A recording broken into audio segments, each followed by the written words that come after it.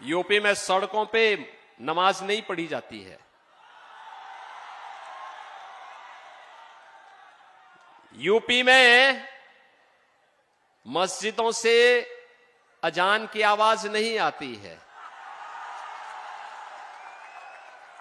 UP में तो एक ही नारा गूंजता है, न गौ माता को कटने देंगे, न हिंदुओं को बंटने देंगे।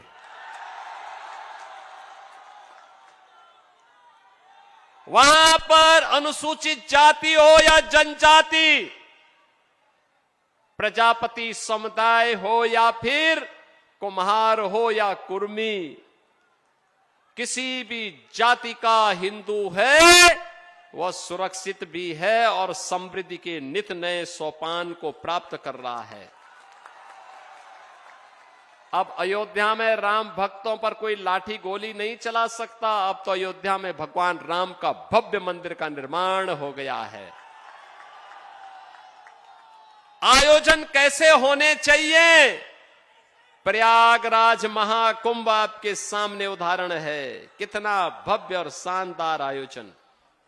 और मुझे बताया गया कि पुरुलिया के कुमार समुदाय के लोग श्री ज्योतिर्मय सिंह महतो जी के नेतृत्व में प्रयागराज महाकुंभ में गए थे। मैं उन सभी का अभिनंदन करता हूं जो प्रयागराज में गए और प्रयागराज की पुण्य को प्राप्त किए हैं। बहनों और भाइयों, ये हमारा दायित्व है। विरासत का संरक्षण करके ही हम विकास कर सकते हैं और उसी विकास की प्रक्रिया को आगे बढ़ाने के लिए आज मैं जयपुर में आपके पास आया हूं, आपका आह्वान करने के लिए। ये बंगाल की धरा प्रेरणा की धरा है। बंगाल की धरा भारत को दिशा देने वाली धरा थी। बंगाल में प्रतिभा थी, लेकिन प्रतिभा पलायन कर रही है। बंगाल में पुरुषार्थ था, लेकिन उस पुरुषार्थ को कुंद कर दिया गया। बंगाल में वह सब कुछ था जो बंगाल को भारत के अंदर लीडरशिप देने का मादा रखता था, लेकिन बंगाल को एक साजिश के तहत पहले कांग्रेस ने, फिर कम्युनिस्टों ने, अब टीएमसी ने अव्यवस्था, अराजकता और गुंडागिर्दी का अड्डा बना दिया है। बहनों और भाइयों, मैं आपका आह्वान करने के लिए आया हूं। याद करना, कभी बंगाल की धरती से निकला वंदे मातरम भारत की आजादी का अमर मंत्र बन गया था। और आज मैं आपका आह्वान करने के लिए आया हूं। वंदे मातरम ने भारत को आजाद कराया था। यह वर्ष वंदे मातरम के 150 वर्ष पूर्ण होने के वर्ष है।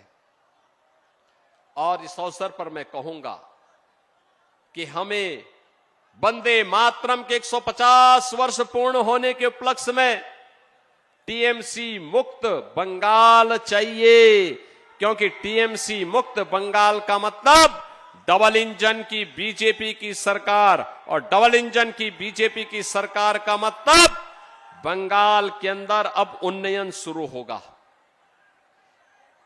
विकास शुरू होगा। विरासत और विकास की इस पावन धरा के लिए आज मैं आपके बीच आया हूं। बहनों और भाइयों, ममता दीदी कहती है कि खेला हो बे, लेकिन मैं ममता दीदी से बोलना चाहता हूं, ए बार खेला शेष, उन्नयन शुरू।